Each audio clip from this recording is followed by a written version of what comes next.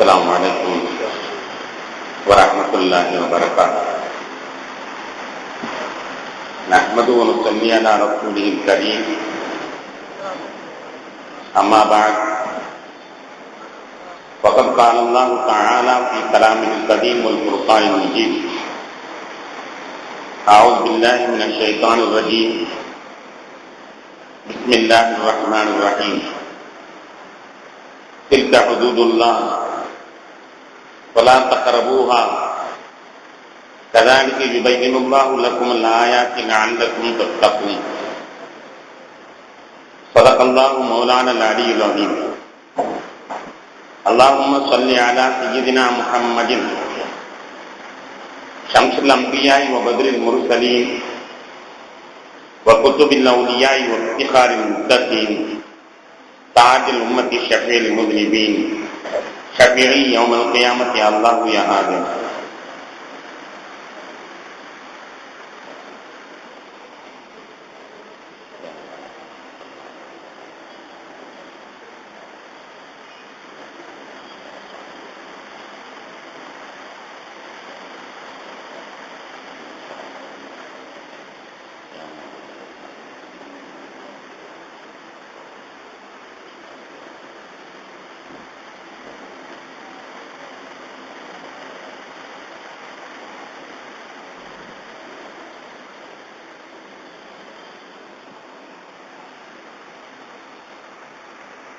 கணியத்திற்கும் மதிப்பிற்கும் மதிப்பான பெரியோர்களே, சகோதரர்களே, அல்லாஹ்வின் பேரர்களால் 20ஆம் நாள் தராவீஹ் தொழுகை நிறைவு செய்துவிட்டு அமர்ந்திருக்கிறோம். சிறப்பான இந்த நாட்களில் அல்லாஹ் தஆலா தன்னுடைய அடியார்களுக்கு வழங்குகின்ற அனைத்து நற்பாக்கியங்களையும் நம் அனைவருக்கும் தந்திர புரிவானாக. இந்த இரவுகளின் புனித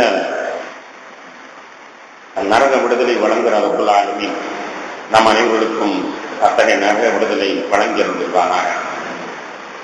கணியத்திற்குரியவர்களே, அல்லாஹ்வின் பேரர்களால் நம்முடைய தராவீஹ் தொழுகையிலே என்றோடு 25 ஜுஸ்கள் நிறைவு செய்யப்பட்டு விட்டன.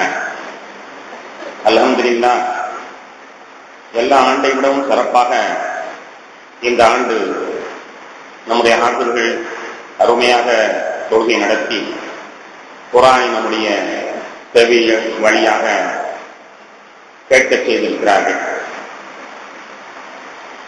திருக்குர்ஆனில் அல்லாஹ் தஆலா சொல்லி காட்டுவான்: வைதா குரிஅல் குர்ஆனு ஃபஸ்தமிஉ லஹு வஅன்சிது லஅல்லக்கும் துர்ஹமூன். உங்களுக்கு அல்லாஹ்வுடைய ரஹ்மத் கிடைக்க வேண்டுமானால் குர்ஆன் ஓதப்பட்டால் செவிதாய்த்து கேளுங்கள் என்பதாக கூறுவான். அல்லாஹ்வுடைய ரஹ்மத்தை நாம் தேடி அலைகிறோம். அது எவ்வளவு கிடைக்கும், எப்போது கிடைக்கும் என்று அவ்வாறு கிடைப்பதற்கு அற்புதமான ஒரு காரணியாக அல்லாஹ் தஆலா இங்கு திருக்குர்ஆன் ஓதுவதை செவியேற்பதை சொல்கிறான்.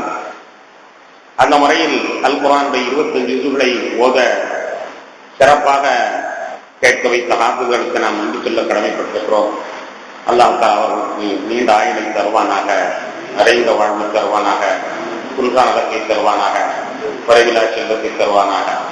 அவர்களுடைய மனங்களில் மன நிம்மதியையும் குடும்பத்தில் அமைதியையும் அவர்களுடைய சந்ததிகளுக்கு தீரும் சிறப்பையும் அல்லாஹ் கொடுக்க வந்துள்ளானாக. அன்பான பெருமக்களே, குர்ஆனை ஓத கேட்பது என்பது உண்மையிலேயே ஒரு பெரிய பாக்கியம். எனக்கு நடந்த ஒரு அனுபவத்தை நான் அடிக்கடி சொல்வது உண்டு. நான் நீடூர் நெய்வாக்கல் ஜாமியா மிஸ்பாஹுல்லா என்ற அரபிக் கல்லூரியிலே ஓதிக் கொடுத்துக் கொண்டிருக்கின்ற பொழுது ஒரு நண்பர் என்னிடத்தில் வந்தார். வந்தவர் சொன்னார், ஹஸரத், எனக்கு ஒரு ஓதுற பிள்ளைய ஏற்பாடு செய்து தர வேண்டும் என்றார்.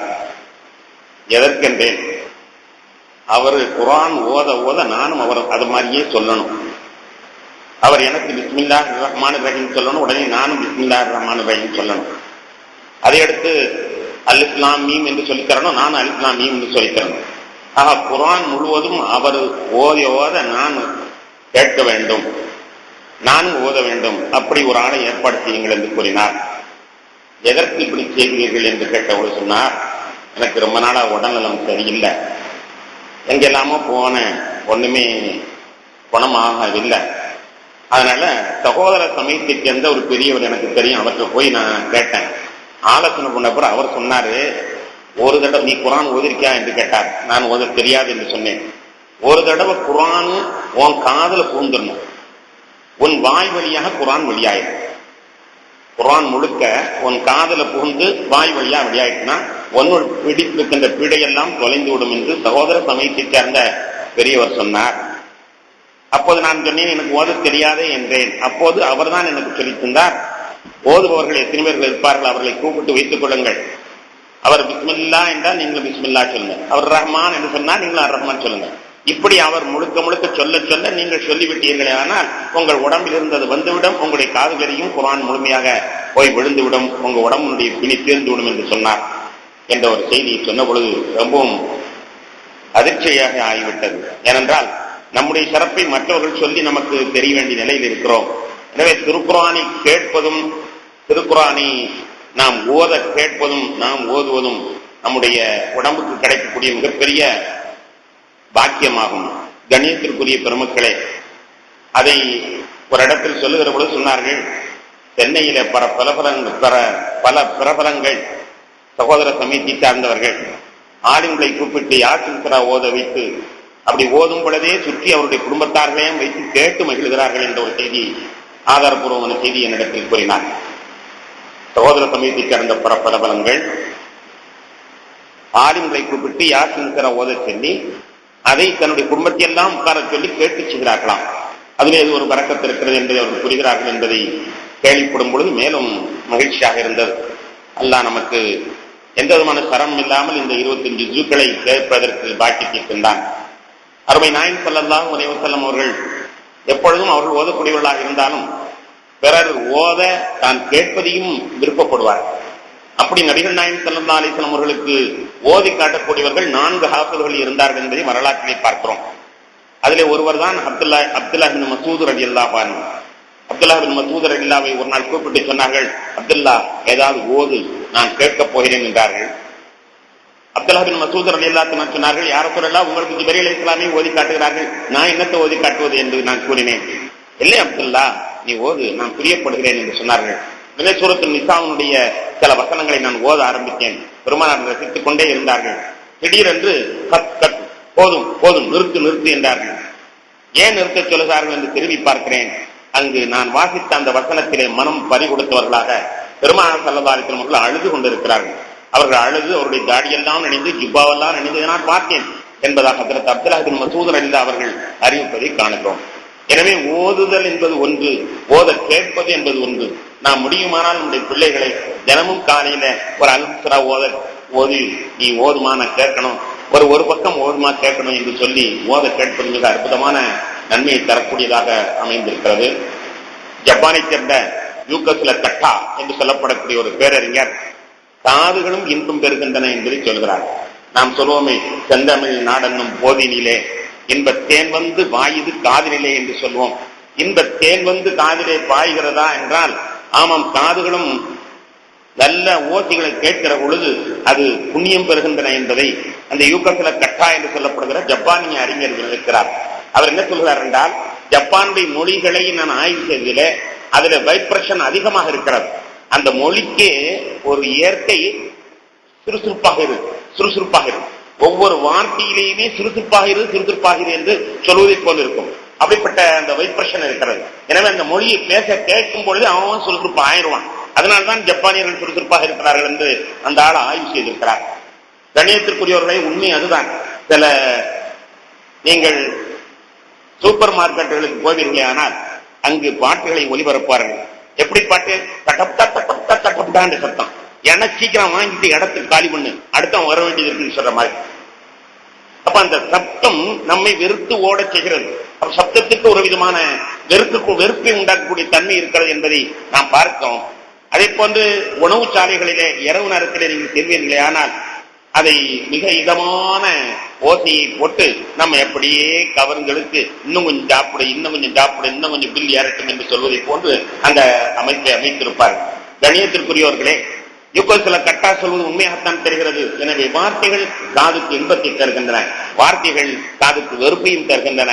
எனவே அதை கேட்கக்கூடிய வார்த்தைகள் ரம்யமாக இருக்கிற பொழுது, அருள்மிக்கதாக இருக்கிற பொழுது நம்முடைய உள்ளத்திற்கு ஆனந்தம் கிடைக்கிறது என்பது சந்தேகமே இல்லை.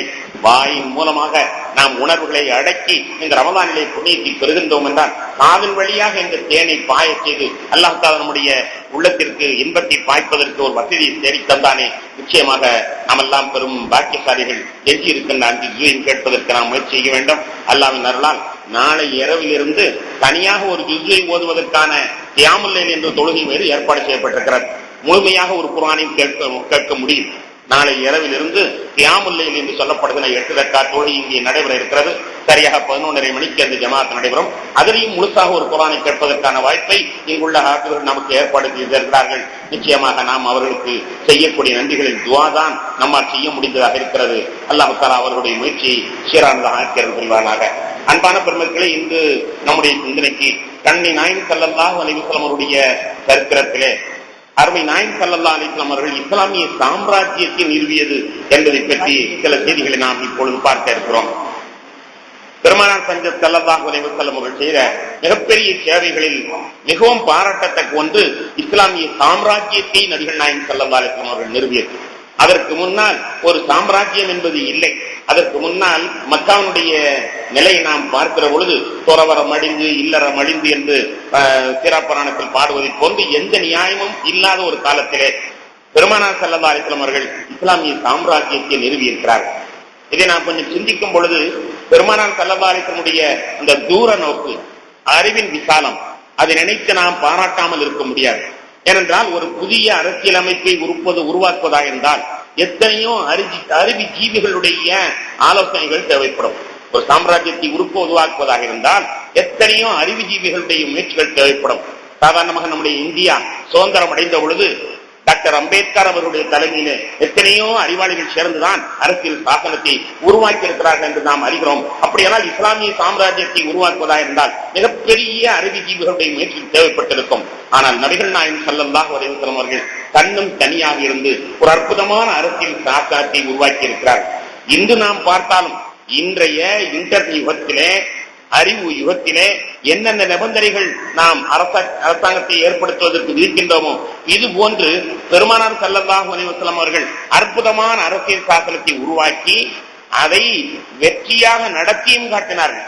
அதான் பெருமானார் ஸல்லல்லாஹு அலைஹி வஸல்லம் சரித்திரத்தில் ஒரு பிளஸ் பாயிண்ட். அரசியல் சாசனத்தை உருவாக்குவது மட்டுமல்ல, அதை நடத்தியும் காட்டினார்கள். உதாரணமாக சொல்வதா இருந்தால் நம்முடைய மகாத்மா காந்திஜி அவர்கள் சொல்லுவார்கள், இந்தியாவில் நான் எப்படிப்பட்ட சுதந்திரத்தை எதிர்பார்க்கிறேன் தெரியுமா? இந்தியாவிலே நான் எப்படிப்பட்ட சுதந்திரத்தை எதிர்பார்க்கிறேன் தெரியுமா? நள்ளிரவிலே ஒரு பெண் நகை அணிந்து கொண்டு நிம்மதியாக நடைபோட முடிகிறதோ அன்றுதான் இந்தியா சுதந்திரம் அடைந்தது என்று சொல்கிறார். ராத்திரி நேரத்துல நிறைய நகை அணிஞ்சுக்கிட்டு ஒரு பொம்பளை நிம்மதியா போயிடணும். அப்படி போகக்கூடிய சந்தர்ப்பம் வரும் பொழுதுதான் சுதந்திரம் அடைந்ததாக அவர் சொல்வார். ஆனா அந்த சந்தர்ப்பம் இதுவரை அடைந்து விட்டதா என்று பார்த்தால் நிச்சயமாக இல்லை.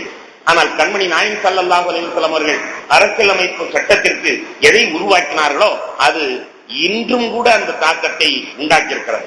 அரபகத்தை நீங்கள் பார்ப்பீர்களே ஆனால் பெருமானார் 1400 வருடங்களுக்கு முன்னால் உண்டாக்கிய அந்த அரசியல் சாசனம், பாதுகாப்பு, மனிதர்களுடைய உரிமைகள் பாதுகாப்பு, மனிதர்களுடைய உடைமைகள் பாதுகாப்பு இன்றும் நடைமுறையில் இருப்பதை நாம் காணுகிறோம். உதாரணத்திற்கு சொல்வதாக இருந்தால், எங்களோடு ஹஜ்ஜுக்கு வந்த ஒரு அம்மா பாதாம் பருப்பு வாங்க போறேன் என்று சொல்லி போச்சு. சரிமா வாங்கிட்டு வாங்க. போயிட்டு வந்து சொல்லிட்டு ஹஜ்ஜியார் நான் வாங்கிட்டு வந்துட்டேன். என்னன்னா காக்கா கிலோவா வாங்கிட்டு வந்திருக்கு, ஒரு 5 கிலோ. கால் கிலோவா 5 கிலோ. இப்ப ஏமா ஊருக்கு தானே கொண்டு போறீங்க, மொத்தமா ஒரு 5 கிலோ பாக்கெட் போட்டு வாங்கிட வேண்டியதுதானே என்று கேட்டேன். 5 கிலோ பாக்கெட் போட்டு வாங்கிட வேண்டியதுதானே. அதற்கு உங்களுக்கு விஷயம் தெரியாதா? 250 கிராம் வாங்கணும்டா, இந்த ஆளு கொஞ்சம் கூட கொஞ்சம் சேர்த்து போடுறாங்க, 300 கிராமா இருக்கு.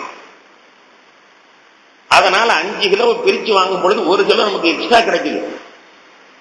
ஆனா மொத்தமா நீங்க வாங்குறீங்கன்னா 5 கிலோ விட ஒரு 20 கிராம் 30 கிராம் கூட போடுவார், அவ்வளவுதான் என்று அந்த அம்மா சொன்னது என்று நான் நினைத்து பார்க்கிறோம். நம்முடைய அநியாய விலை கடைகளை நியாய விலை கடை என்று சொல்வார்கள். ஆனால் அதில் வாங்கி எந்த பொருளும் முழுமையான எடை இருந்ததில்லை. கண்ணியத்திற்குரியவர்களே, ஆனால் அருமை நாயகம் ஸல்லல்லாஹு அலைஹி வஸல்லம் அவர்கள் காட்டிய அந்த நியாயம் இன்று வரை காட்சி தருகிறது. இந்து அரபகத்திலே அப்படி ஒரு நிலைமை இருக்கிறது. வாழைப்பழம் வாங்க போனால் ஒரு பழம் கூடத்தான் தருவார்களை விட குறைக்க மாட்டார்கள். அளவிலையும் நிறுவிலையும் குறைக்கக்கூடிய பழக்கம் இல்லை. அதை போன்று பெண்கள் எல்லாம் நிம்மதியாக இரவினர் தவாப்புக்கு செல்கிற பொழுது யாரையும் தேடுவதில்லை, கணவனையும் தேடுவதில்லை, தந்தையும் தேடுவதில்லை. அவர் வாட்டுக்கு பயமே கிடையாத நிலையில அந்த அரபகம் இன்று அமைந்திருக்கிறது என்றால் பெருமானார் போட்டு கொடுத்த அந்த அத்திவாரம் 1400 ஆண்டுகளுக்கு முன்னால் அவர்கள் ஏற்படுத்திய அந்த அத்திவாரம் இன்று வரை அது நடைமுறைப்படுத்தப்படுவதை காணுகிறோம். அது எல்லா நாட்டு முஸ்லிம்களிடத்திலும் இருக்கிறது என்று கூட சொல்லலாம். பெருமானார் போட்ட அந்த அத்திவாரம் இஸ்லாமியர்கள் ஒவ்வொரு இடத்திலும் இருக்கிறது என்று கூட சொல்லலாம். கொஞ்சம் சிந்தித்து பாருங்கள், நடுநிலையாக சிந்தித்து பார்த்தீர்களே ஆனால் ஒழுக்க கேடுகள் என்பது பிற சமூகத்தாரோடு ஒப்பிட்டு பார்க்கும் பொழுது இஸ்லாமியர்களிடத்தில் குறைவாகவே இருக்கிறது. மற்ற சமூகத்தினுடைய எண்ணிக்கையோடு விகிதாச்சாரத்தை நாம் பார்த்தோமே ஆனால் இஸ்லாமிய சமுதாயத்தில் ஒழுக்கக்கேடுகள் குறைந்துதான் இருக்கின்றன. இஸ்லாமிய சமுதாயத்தில் பிற சமூகத்தோடு ஒப்பிட்டு பார்க்கிற பொழுது தற்கொலை எண்ணிக்கை குறைவாகவே இருக்கிறது. இஸ்லாமிய சமூகத்தில் கொலை, கொள்ளை, கற்பழிப்பு போன்ற குற்றங்கள் மிக குறைவாகவே நடைபெறுகின்றன. இஸ்லாமிய சமுதாயத்தில் மற்றவர்களோடு இணைத்து பார்க்கிற பொழுது சிறையில் அடைக்கப்படுபவர்கள் மிக குறைவாகவே இருக்கிறார்கள். குடித்துவிட்டு குடும்பத்தை கொடுமைப்படுத்துகிற தொல்லைகள் இஸ்லாமியத்திலே மிக குறைவாகவே இருக்கிறது. விகிதாச்சாரத்தை எண்ணி பார்க்கிற பொழுது அது மிக குறைவாகவே இருக்கிறது. அரசாங்கத்திற்கு வரி ஏற்பு செய்யக்கூடிய கூட்டம் இஸ்லாமியர்களாக பெரும்பாலும் இருக்க மாட்டார்கள், மிக குறைவானவர்களாக இருப்பதை நாம் காணுகிறோம். அரசாங்கத்தை மதித்து அரசாங்க ஆணையை செயல்படுத்தக்கூடிய உண்மையான ஒரு சமுதாயமாக இஸ்லாமிய சமுதாயம் இன்றும் இருந்து வருகிறது என்றால் பெருமானார் ஸல்லல்லாஹு அலைஹி வஸல்லம் அவர்கள் அந்த போட்ட ஆட்சியின் அந்த ரகசியம், அதனுடைய தாக்கம் தான் இஸ்லாமியர்களிடத்தில் இன்றும் இருப்பதை நாம் காண முடிகிறது. அன்பான பெருமக்களே, அப்படிப்பட்ட ஒரு அரசியல் சாசனத்தை பெருமானார் ஸல்லல்லாஹு அலைஹி வஸல்லம் அவர்கள் உருவாக்கி அதை நடைமுறைப்படுத்தி வெற்றியும் கண்டிருக்கிறார். அதைத்தான் நாம் பெருமையோடு சிந்தித்து பார்க்க வேண்டும். ஒரு வெற்றியும் பெருமானார் கண்டிருக்கிறார். பெருமானார் சொன்ன அந்த இஸ்லாமிய சாம்ராஜ்யத்திற்கு 8 அம்சங்களை பெருமானார் சமர்ப்பித்திருக்கிறார். 1வது அம்சம், நாட்டு மக்களை சண்டை சச்சரவில்லாமல் சுமூகமாக வாழச் செய்வது. 2வது, நாட்டு மக்களை நல்லொழுக்கம் உள்ளவர்களாக வாழ வழிகாட்டுவது. 3வது, இன, மத, மொழி உரிமைகளை வழங்குவது. 4, பிற நாட்டார்களுடன் சுமூகமான உறவு முறையை ஏற்படுத்துவது. 5, கல்வியிலே மேம்பாடு. 6, சுகாதாரத்திலே மேம்பாடு. 7, பொருளாதாரத்திலே மேம்பாடு. 8, நாட்டுக்கு முழுமையான ராணுவ பாதுகாப்பு. 8 அம்சங்களை வைத்து பெருமானார் ஸல்லல்லாஹு அலைஹி வஸல்லம் அவர்கள் இஸ்லாமிய சாம்ராஜ்யத்தை உருவாக்கியிருக்கிறார். அந்த வழியே அதற்கு பின்னால் வந்த பல கொலபாக்கள் ஆட்சி செய்திருக்கிறார். அந்த 8லையும் பெருமானார் எப்படி வெற்றி கண்டார்கள் என்பதை நாம் பார்க்க வேண்டும். 1வதாக, நாட்டு மக்களிடத்தில் சண்டை சச்சரவில்லாமல், நாட்டு மக்களை சண்டை சச்சரவில்லாமல் சுமூகமாக வாழச் செய்வது. இது ஒரு பெருமானார் போட்டு கொடுத்த முதல் சாசனம். அருமை நாயகம் ஸல்லல்லாஹு அலைஹி வஸல்லம் காலத்தில் அப்படிப்பட்ட வெற்றியை கண்டுவிட்டார்கள். எப்படி தெரியுமா? பெருமானார் உலகத்திலிருந்து பிரிந்ததற்கு பிறகு ஹஜ்ரத் அபூபக்கர் சித்தீக் ரலியல்லாஹு அன்ஹு ஆட்சி காலம். அப்போது இந்த வழக்குகளை விசாரித்து தீர்ப்பு செய்ய வேண்டிய சீஃப் ஜட்ஜியாக ஹஜ்ரத் உமர் ரலியல்லாஹு அன்ஹு அவர்கள் நிர்ணயிக்கப்படுகிறார்கள். உமர் ரலியல்லாஹுக்கு கொடுக்கப்பட்ட பதவி சீஃப் ஜட்ஜ், தலைமை நீதிபதி, சுப்ரீம் கோர்ட்டினுடைய தலைமை நீதிபதி. கொஞ்ச நாள் கழிந்தது உமர் ரலியல்லாஹு இடத்துல வந்து உமர் ரலியல்லாஹு அன்ஹு அவர்கள் அபூபக்கர் ஜனாதிபதிக்கு சொல்றாங்க, ஜனாதிபதியே, உங்களுக்கு நான் என்ன பாவம் செஞ்சேன், எனக்கு இப்படி ஒரு தண்டனை தந்திருக்கிறீங்க, உங்களுக்கு நான் என்ன குற்றம் செய்தேன், எனக்கு இப்படி ஒரு தண்டனை தந்திருக்கிறீர்கள் என்று கேட்கிறார். ஏன் ஜனாதிபதி நீதிபதி அவர்களை ஏன் அப்படி சொல்கிறீர்கள்? உமர் ரலியல்லாஹு அவர்கள் சொன்னார்கள், நான் இவ்வளவு நாளா உட்கார்ந்துருக்கிறேன், ஒரு கேஸ் கூட வரல, இவ்வளவு நாளா வந்திருக்கிறேன், ஒரு பிரச்சனை கூட வரல. அப்ப சோம்பேறி பிடித்த பதவி, இந்த பதவி எனக்கு தேவைதானா என்பதாக ஹஜ்ரத் உமர் அவர்கள் நான் ராஜினாமா செய்து விடுகிறேன் என்பதாக சொன்ன செய்தி வரலாற்று ஏடுகளிலே பதிவு செய்யப்பட்டிருக்கிறது. அப்படியானால் நாட்டு மக்களிடத்திலே சண்டை சச்சரவில்லாமல் சுமூகமாக வாழச் செய்கிறேன் என்பதிலே பெருமானார் வெற்றி கண்டிருக்கிறார்கள் என்பதைத்தான் அது செய்ய முடிகிறது. ஒருவர் கூட ஒருவருக்கொருவர் அடித்துக் கொண்டோ பிரச்சனைகளை எழுப்பிக் கொண்டோ கேஸ் கொடுக்கவில்லை, கோர்ட்டுக்கு வரவில்லை என்பது சரித்திரம் சொல்லக்கூடிய சான்றாக அமைந்திருக்கிறது.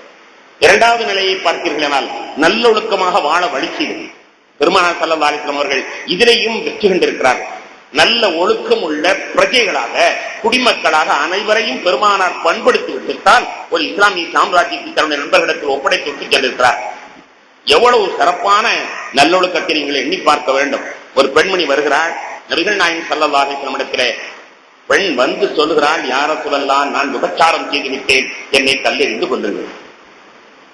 தண்டனை கல்லெறிந்து கொள்கிற தண்டனை அதையும் விண்ணப்பிக்கிறார்.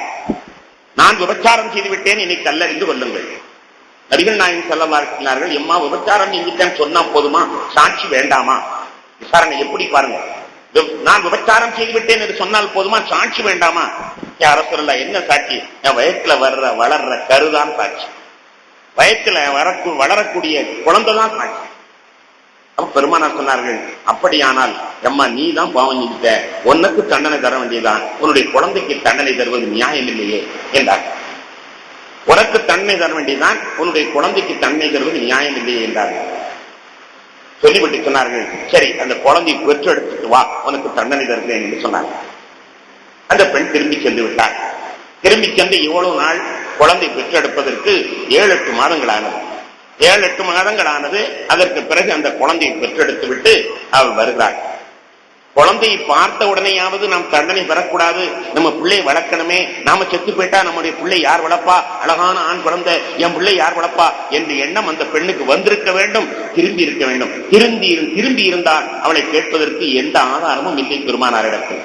ஏனென்றால் நபிகள் நாயகம் ஸல்லல்லாஹு அலைஹி வஸல்லம் அவர்கள் அந்த பெண்ணுடைய அவர்களாக வந்து விண்ணப்பித்ததனால் தான் இந்த குற்றத்தை விசாரிக்கிறார்கள். அந்த பெண் தலைமறைவாகிவிட்டால் என்னவோ நடந்திருக்கும். ஆனால் அந்த பெண் தலைமறைவாகவில்லை. நாமெல்லாம் ஒரு குற்றவாளிகள் ஜாமீன் வாங்கினா திரும்பி எங்கேயாவது ஓடி போயிருவான்னு 15 நாளைக்கு ஒரு வந்து கையெழுத்து போடுங்கிறாங்க. ஓடி போயிருவான், குற்றவாளி தப்பிச்சிருவான் நம்ம நாட்டில். ஆனால் 8 மாதம் அவகாசம் கொடுத்துக்கிறாங்க பெருமானார். அந்த பெண் தப்பவில்லை, தப்ப வேண்டும் என்று எண்ணம் இல்லை. அழகான குழந்தையை பெற்றெடுத்து விட்டு பெருமான் நடத்தி நேர விடுகிறார்கள். இப்படிதான் குழந்தை, இப்பதான் தொப்புள் பொடியெல்லாம் அழுக்கப்பட்டிருக்கிறது, அப்படியே தூக்கிட்டு வராங்க பெருமானார் ஸல்லல்லாஹு அலைஹி வஸல்லம். யார சொல்லலாம் அத்தியாலை ஹக்கல்லா, அல்லாஹ்வுடைய தண்டனை நிறைவேற்றுங்க. பார்த்தாங்க பெருமானார் பால்வடியும் முகம். அந்த குழந்தை யார் வளர்ப்பா? உடனே ஸல்லல்லாஹு அலைஹி வஸல்லம் சொன்னார்கள், அம்மா அந்த குழந்தையை நீ இறந்து விட்டால் யார் வளர்ப்பது? எனவே ஒரு திசை அந்த குழந்தை ஒரு 8 வயது ஆகும் வரை தான் உடுத்த, தான் சுத்தம் செய்ய, தான் உண்ண சக்தி பெற்ற பிறகு வா என்று ஸல்லல்லாஹு அலைஹி வஸல்லம் அவர்கள் 8 வருஷம் அவகாசம் கொடுத்து அனுப்புகிறார். குற்றவாளிக்கு 8 மாதம் அவகாசம் கொடுத்து அனுப்பினார்கள். திரும்பி வந்து விட்டார். திரும்பி 8 வருஷம் அவகாசம் கொடுத்து அனுப்புகிறார்கள். 8 வருஷம் சென்றது. அதன் பிறகு 8 வயதிலே அந்த குழந்தையை கையிலே ஒரு ரொட்டி துண்டியை கொடுத்து அது சாப்பிட்டுக் கொண்டிருக்கிற பொழுது பெருமானாரிடத்தில் வருகிறார். யார சொல்லலாம், எனக்கு அல்லாஹ்வுடைய தண்டனை நிறைவேற்று. எவ்வளவு அற்புதமான ஒரு வாழ்வை ஸல்லல்லாஹு அலைஹி வஸல்லம் அவர்கள் நிர்வாணித்திருக்கிறார்கள். குற்றவாளி தானாகவே தன் தண்டனையை ஒத்துக்கொள்ளக்கூடிய நிலையிலே பெருமானார் ஸல்லல்லாஹு அலைஹி வஸல்லம் அவர்கள் இந்த பிரஜையை மாற்றியிருக்கிறார்கள். இதே போன்று இன்னொரு சஹாபி மாயிஸ் ரலியல்லாஹு அன்ஹு ஒரு சஹாபி, அவர் ஓடோடி வந்தார் பெருமானார் இடத்தில். யாரத்தெல்லாம் நான் விபச்சாரம் பண்ணி விட்டேன், என்னை கல்லால் அடித்துக் கொள்ளுங்கள். பெருமானார் ஸல்லல்லாஹு அலைஹி வஸல்லம் விபச்சாரம்னா என்னென்ன தெரியுமா என்பதாக மிரட்டி பார்க்கிறார்கள். அவர் மிரள்றதாக இல்லை, நாம தொழுது போயிட்டாங்க. தொழுது முடிச்சோடனே யார சொல்லலாம், விபச்சாரம் பண்ணிட்டு என்னை நீங்கள் தண்டனை கொடுங்கள் என்கிறார். பெருமானார் அதையும் காதுல வாங்குறாங்க. மகரிப் ஆனது. மகரிப் தொழுது நேரத்தில் வந்துகிட்டு யார சொல்லலாம், நான் தண்டனை நிறைவேற்றுங்கள், நான் விபச்சாரம் புரிந்து விட்டேன். அப்பொழுதும் பெருமானார் காதில் வாங்கவில்லை. 4வது தடவையாக மகரிப்புக்கு பிறகும் வந்து நின்று கொண்டு நான் விபச்சாரம் புரிந்து விட்டேன். நபிகள் நாயகம் ஸல்லல்லாஹு அலைஹி வஸல்லம் அவர்கள் வேறு வழி இல்லாமல் 4 தடவை குற்றத்தை ஒப்புக்கொண்டு விட்டார். எனவே தண்டனை கொடுத்துத்தான் ஆக வேண்டும் என்று தண்டனை நிறைவேற்ற உத்தரவு போடுகிறார்கள். தண்டனை நிறைவேற்றி முடிக்கப்பட்டது. அப்போது ஒருவர் சொன்னார், பெருமானார் காதுக்கு அந்த செய்தி வருகிறது, இந்த மனுஷன் நாய் அடிபட்ட மாதிரி அடிபட்டு செத்து போயிட்டான், தான் வாயினால கெட்டான். நாய் அடிபட்ட மாதிரி அடிபட்டு செத்து போயிட்டான், தான் வாயினால கெட்டான். இப்படி நாய் அடிபடுற மாதிரி அடிபட வேணுமா என்பதாக ஒருவர் சொல்லுகிறார். இந்த செய்தி பெருமானார் காதுக்கு கிடைத்தோன்னே சொன்னார்கள், அப்படி நீங்கள் மாயிட்டு சொல்லாதீர்கள். அவர் அல்லாஹ்விடத்தில் பாவ மன்னிப்பு கேட்ட அளவுக்கு இந்த உலக மக்கள் எல்லாம் சேர்ந்து பாவ மன்னிப்பு கேட்டிருந்தால் உலக மக்கள் அனைவருக்கும் மன்னிப்பு அளிக்கப்பட்டிருக்கும் என்று ஸல்லல்லாஹு அலைஹி வஸல்லம். அவ்வளவு பாவ மன்னிப்பு கேட்டிருக்கிறார். பாவ மன்னிப்பு கேட்டதனாலதான் அல்லாஹ்வுடைய தண்டனை அவர் அனுபவிக்க வேண்டும் என்று வந்திருக்கிறார். எனவே நாயடித்த மாதிரி நடிபட்ட மாதிரி என்ற வார்த்தையை சொல்லாதீர்கள். அவர் கேட்ட அளவு உலகமெல்லாம் சேர்ந்து கேட்டிருந்தால் உலகம் அனைத்திற்கும் எல்லாம் மன்னித்திருப்பான் என்று பெருமானார் ஸல்லல்லாஹு அலைஹி வஸல்லம் பெருமைப்படுத்திருக்கிற ஒரு அற்புதமான வரலாற்றை நீங்கள் எண்ணி பார்த்தீர்களே. ஆனால் நபிகள் நாயகம் ஸல்லல்லாஹு அலைஹி வஸல்லம் இடத்திலே நல்லொழுக்கம் உள்ளவர்களாக ஒவ்வொருவரையும் மாற்றி இருப்பதை நாம் புரிந்து கொள்கிறோம். கண்ணியத்திற்குரியவர்களே, பெருமானார் ஸல்லல்லாஹு அலைஹி வஸல்லம் அரசியல் அமைப்பில இலாக்காக வாரியாக தனியான அதிகாரிகளை போட்டு ஒவ்வொரு குற்றங்களையும் கண்காணிப்பதற்காக தனி ஏற்பாடுகளை செய்தார்கள். சயீத் இப்னு சஅத் இப்னுல் ஆஸ் ரலியல்லாஹு அன்ஹு, சயீத் இப்னு சஅத் இப்னுல் ஆஸ் ரலியல்லாஹு, இவர்களுக்கு மார்க்கெட் கண்காணிப்பாளர், இவர்கள் கடைத்தெருவை கண்காணிப்பவர். ஒழுங்காக நிரூபிக்கிறார்களா, ஒழுங்கான சரக்கை வைக்கிறார்களா, ஐஎஸ்ஐ முத்திரை குத்தியதை போன்று இவர்கள் போய் சர்டிபிகேட் கொடுப்பதற்காக அந்த காலத்திலே பெருமானார் நிர்ணயித்திருக்கிறார்கள். அவர்கள் ஒழுங்கா வேலை செய்கிறார்களா என்று பெருமானார் இடையில செக்கிங்க்கு போவார். அவர்கள் அதிகாரிகள் நியமிக்கப்பட்டிருக்கிறார்கள், ஆனால் அதிகாரிகள் ஒழுங்காக வேலை செய்கிறார்களா என்று பெருமானார் செக்கிங் போவார். அப்படி போன நேரத்தில் தான் ஒரு வீட்டிலே ஒரு கடையிலே கோதுமை மூட்டை விற்கப்பட்டிருக்கிறது. கோதுமை என்ன விலை என்று அதை பார்க்கிறார்கள். பார்த்த பெருமானார் திடீரென்று இன்னும் யோசனை விட்டு கையை உள்ள விட்டு பார்க்கிறார்கள். உள்ளே பார்த்தால் ஈரமாக இருக்கிறது. உடனே கடைக்காரத்தை கேட்டாங்க, என்ன ஈரமா இருக்குது? அரசு கொஞ்சம் முன்னால மழை வந்துருச்சு, அதனால ஈரமா போச்சு. அப்படியானால் போக்கா, அது நீ மேலையில போட்டிருக்கணும். ஈரமான கோதுமையை நீ மேலையில போட்டிருக்கணும், காஞ்ச கோதுமையை மேல போட்டிருக்கிய என்று சொல்லிவிட்டு சொன்னார்கள், மன் ஹஷ பலைத்த மின்னா, யார் ஏமாற்றினானோ அவன் நம்மை சார்ந்தவன் அல்ல. மழை பொழிந்தன ஈரம், மேலதானே ஈரமா இருக்கணும், ஆனா மேல காஞ்சிருக்கு. சொன்னார்கள், யார் ஏமாற்றுவார் நம்மளை சார்ந்தவர் அல்ல. இது எதுக்கு சொல்லுகிறேன்னா, ஒவ்வொரு துறைக்கும் தனித்த நமக்கு ஏதோ சொல்லா ஏதோ ஒரு தனிமா சொல்லி தந்தாங்க, தொழுகை நோம்பு சொல்லி தந்தாங்க, அதோட அவங்க போயிட்டாங்கன்னு நினைக்கிறோம். இல்ல, அவர்கள் ஒவ்வொரு நிர்வாகத்திற்கும் தனியான அதிகாரிகளை போட்டு அவர்கள் வேலை செய்கிறார்களா என்பதை கண்காணிக்கக்கூடிய நிலைமையில இருப்பதை பார்த்தோம். பெருமானார் எப்படி ஒவ்வொருவருக்கும் ஒழுக்கப்பட்டினார்கள் என்பதை பார்க்கும்பொழுது ஆச்சரியமான வரலாறுகள் இருக்கிறது. ஒரு சமயத்திலே நபிகள் நாயகம் ஸல்லல்லாஹு அலைஹி வஸல்லம் அவர்கள் தர்காப் யுத்தத்திலே கலந்து கொண்டு இருக்கும் பொழுது பெண்கள் இருக்கக்கூடிய பகுதியிலே யதார்த்தமாக வருகிறார்கள். பெண்கள் இருக்கக்கூடிய பகுதி என்று தனியான் டெண்டு போடப்பட்டிருக்கும் அல்லவா, அங்கே யதார்த்தமாக வருகிறார்கள். ஒரு வாலிபர் நின்று கொண்டிருக்கிறார். அந்த வாலிபர்கிட்ட கேட்டாங்க, தம்பி எங்க இங்க நிக்கிறீங்க? பெருமானாரை பார்த்தா அவர் கையங்காலாம் உதறிச்சு. ஏன்னா அவர் நிக்கிறது எதுக்கு நிக்கிறாருன்னு தெரிஞ்சு வச்சு. பெண்கள் இருக்கிற பகுதியில் ஒரு வாலிபருக்கு என்ன வேலை? காட்டுல. பெருமானார் ஸல்லல்லாஹு அலைஹி வஸல்லம் கண்ட உடனே கை உதறல் ஆரம்பித்து விட்டது. உடனே சொன்னார், யார சொல்லலாம், ஒட்டகத்தை காண தேடிக்கிட்டு இருக்கேன், ஒட்டகத்தை காண தேடிக்கிட்டு இருக்கேன். அப்படியா, சரி தேடுங்கன்னு சொல்லிட்டு போயிட்டாங்க.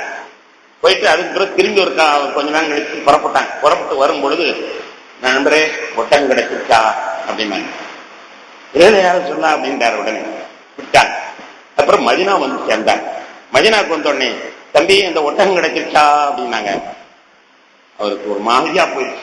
ரசூலுல்லாஹ் செய்தி தெரிஞ்சுக்கிட்டாங்க, அதனாலதான் கேட்கறாங்கன்னு அவருக்கு தெரிஞ்சு வச்சு, இனிமே ரசூலுல்லாஹ் கண்ணில் படவே கூடாது என்று சொல்லி அவர் ஒளிய ஆரம்பிச்சார். ஒளிய ஆரம்பித்தவர் மஸ்ஜித் நபவியில தொழுதா ஒரு தொழுகைக்கு 50,000 நன்மை. மஸ்ஜித் நபவியில தொழுதா இப்னு மாஜாவுடைய ரிவாயத்துல வருது, மஸ்ஜித் நபவியில சொன்னா 50,000 நன்மை. புகாரியுடைய ரிவாயத்துல தான் 1000 நன்மை என்பது, இப்னு மாஜாவுடைய ரிவாயத்துல 50,000. இவர் என்ன பார்க்கிறாரு, ரசூலுல்லாஹ் பள்ளிவாசல்ல தொழ முடியாம போயிட்டமே, எங்க போனா ரசூலுல்லாஹ் ஒட்டகம் நாச்சின்னு கேட்டுருவாங்களோன்னு பயந்து இவர் என்ன செய்யறதுன்னா வேற பள்ளியாசலுக்கே தொழுவு போறது. பள்ளியாசலுக்கே வர்றதில்லை, வேற பள்ளியாசலுக்கே தொழுவு போறது. வேற பள்ளியாசலுக்கே தொழுவு போனவருக்கு அவருக்கு சங்கடம், 50,000 நன்மை நம்ம இழக்கிறோமே, 50,000 நன்மை இழக்கிறோம்னு சொல்லி ஒரு நாள் இரவு நேரத்துல யாரும் இல்லாத நேரத்துல வந்து தொழுகிறார். யாரும் இல்லாத நேரத்துல வந்து தொழுகிறார். தொழுதுக்கு தக்பீரை கட்டிட்டாரு. பெருமானார் ஸல்லல்லாஹு அலைஹி வஸல்லம் பக்கத்துல வந்து உட்காந்துட்டாங்க. உட்கார்ந்தவொடனே ஒரு தக்பீரை கட்டினவர் குழுவெல்லாம் ஓதிட்டு தான் நிப்பாட்டெல்லாம் நினைச்சாரு. ரசூலுல்லாஹ் எழுதி போட்டுறதுக்காக வேண்டி அலிஃபாம் அப்படின்னு ஆரம்பிக்கிட்டாங்க. ஆரம்பிச்சார் சூரத்துல் பக்ரா. ஓதுறாரு ஓதுறாரு. ஆனா பெருமானார் எழுந்திட்டு போற மாதிரி இல்லை. நீண்ட நேரம் ஓதனே ரசூலுல்லாஹ் சொன்னாங்க, தம்பி நீ எவ்வளவு நேரம் தொழுதாலும் சரிதான், நான் இருந்து உன் ஒட்டகம் என்ன ஆச்சுன்னு கேட்காம போக மாட்டேன். அற்புதமான மக்களை திருத்தக்கூடிய பண்பாடு பாருங்க. எவ்வளவு நேரம் இருந்தாலும் நான் உன் ஒட்டகம் என்ன ஆச்சுன்னா கேட்காம போக மாட்டேன். சலாம் கொடுத்து உடனே யாருக்குன்னா என்னை மன்னிச்சிருங்க, நான் பொம்பளையை பார்க்கறதுக்காண்டி தான் இன்னைக்கு இருந்தேன், என்ன தப்போ மன்னிச்சிருங்க சொல்றாங்க.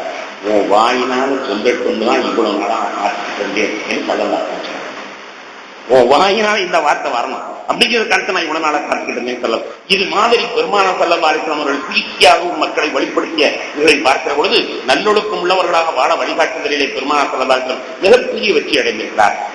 மூன்றாவது நிபந்தனை, இன மத மொழி உரிமைகளை வழங்கும். இன மத மொழி உரிமைகளை வழங்கும். பெருமானார் ஸல்லல்லாஹு அலைஹி வஸல்லம் காலத்திலே யூதர்கள் மதீனாவில் பெருவாரியாக வாழ்ந்து கொண்டிருந்தார்கள்.